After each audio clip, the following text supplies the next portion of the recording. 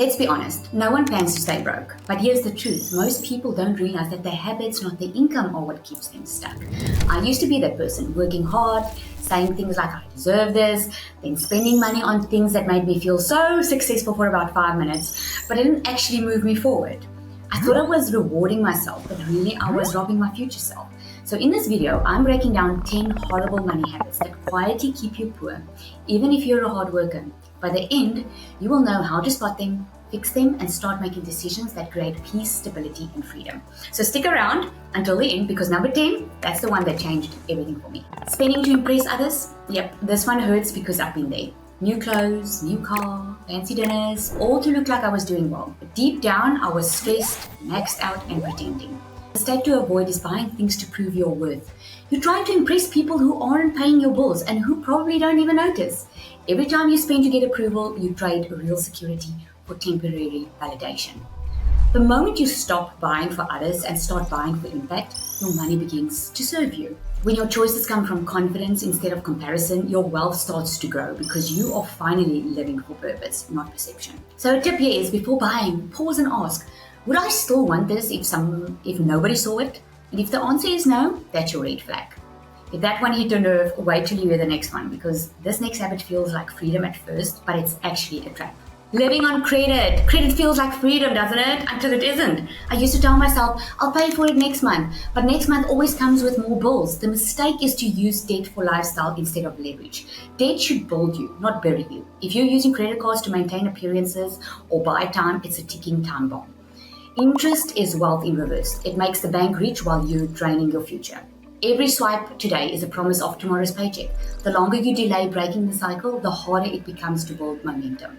So a tip for you here is, before you swipe, ask yourself, if it's pressure, skip it. Will this purchase make me more money or pressure? And speaking of invisible habits, the next one seems too small to matter, but it's secretly draining your wealth every single day. Death by small expenses. We all love convenience, right? Takeout, subscriptions. But those little leaks are what quietly sinking your ship. Mistake to avoid here is believing small amounts don't matter. It's not one coffee, it's $3 times 30 days times 12 months. That's over $1,000 a year gone to caffeine and convenience. Wealth isn't about one big decision. It's actually hundreds of small, wise ones. Learning to manage the small is how you build discipline to manage more. The tip here is to track every cent just for 7 days. No judgment, just awareness. When you see your habits on paper, you'll naturally start making smarter ones. Okay, but what if your problem isn't what you spend, it's why you spend? This next one hits way deeper than your wallet. Emotional spending. I know for us girls, retail therapy feels good, right? For about 5 minutes. I used to shop when I was stressed, overwhelmed. It was my way of feeling in control. But it always ended with guilt. So a mistake to avoid is using spending as a coping mechanism. You're not fixing the problem. You are just soothing the symptom. So why this matters is, every emotional purchase is a delayed decision. It keeps you from facing the real issue, which is burnout, boredom, or frustration. And the worst part, you train your brain to associate escape with spending. A tip here is to use the emotional pause, like I like to call it. When you want to buy something, wait 24 hours.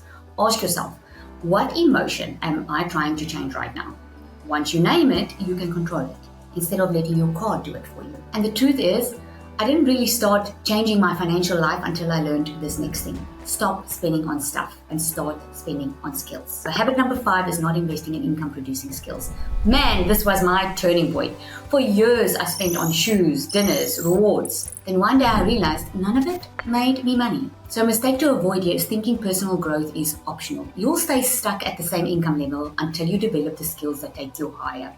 Skills compound faster than savings. When you learn something that generates income, like digital marketing, sales, branding, or online systems, you create opportunities that never expire.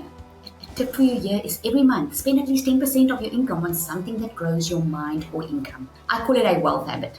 That's how I turned every skill I learned into my digital business today. But even once I started learning, I made another huge mistake. I kept my financial struggles to myself. Let's talk about why silence is so expensive. Habit number 6 is avoiding money conversations. Money can feel awkward to talk about, especially if you grew up hearing, don't discuss finances, or you don't want to discuss it because you know you're in, or you don't want to discuss it because you want to avoid the conversation with your hubby like I did, because you don't want to feel guilty for spending money that you don't have. A mistake to avoid is pretending everything's fine while quietly drowning. Silence is expensive. The more you talk about money, the more you understand it. Conversations create awareness, and awareness builds confidence. Avoiding it only keeps you in the dark, and fear thrives in darkness. Tip for you here is start small. Have just one open conversation about money this week. Ask a question, share a goal, or talk to a mentor. You'll be amazed at how much power comes from transparency. And if you think avoiding conversations is bad, wait until you see how avoiding a plan kills your progress. Habit number 7. Budgeting used to feel restrictive to me. I thought, I don't want to live by rules, but a budget isn't punishment. It's permission to spend on what actually matters. A mistake to avoid here is just by winging it. If you don't have a plan for your money, someone else or your emotions will. Without a plan, you're living reactively, not proactively. A budget helps you tell your money where to go instead of wondering where it went.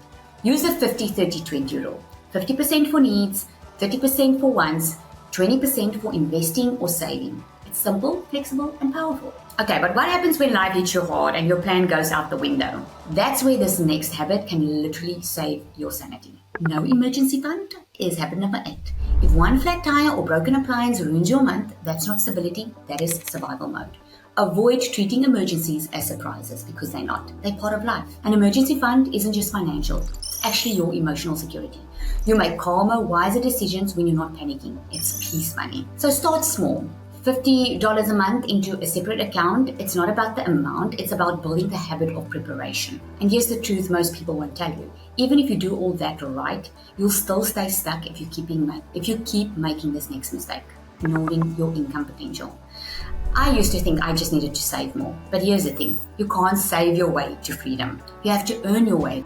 So avoid believing that you are stuck at your income level. That mindset keeps you dependent and drains your creativity. The wealthy don't just cut expenses, they create opportunities. When you start focusing on income expansion instead of income protection, your life transforms. I remember my husband is actually very good with money, but he likes to save more than he would like to make more. But we even reached a stage where I could see there is no more room to save. With 3 kids in the house, we needed to do something. You cannot save your way to freedom. Look for one way to earn online this month. Digital products, affiliate marketing, or social media services. Let it grow. That's exactly how I started my digital magnetic system. I built one skill, one stream of income, and it just started compounding. But even if you have all the systems and income streams, none of it will work if you keep this final habit. This one changed everything for me. Habit number 10, thinking small. I think this one is the hardest because it's invisible.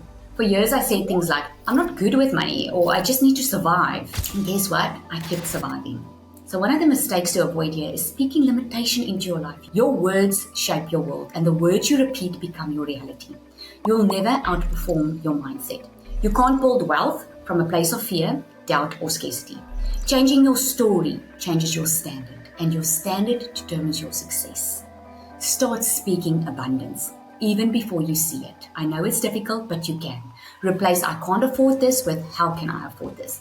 That question opens doors your fear keeps shut. When I started my online business, I started with a done-for-you system.